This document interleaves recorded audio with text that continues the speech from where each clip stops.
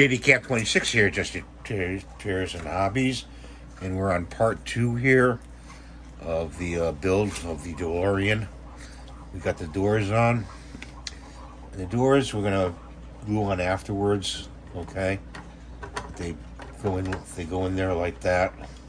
I got to get the windshield and the steering wheel in there, but we're gonna do the tires for now. The tires are just a simple way of just putting a little glue inside the rim,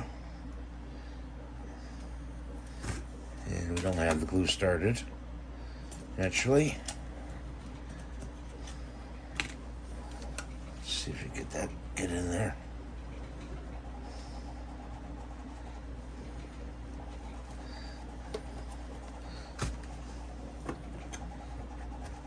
That. Like that.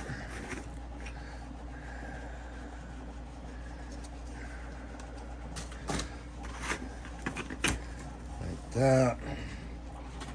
Turn this one over. And we have the windshield in the front we got to look for. I didn't print that out.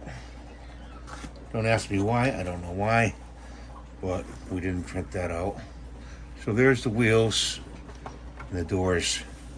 Almost done. I got this. I got to stick the steering wheel in there, and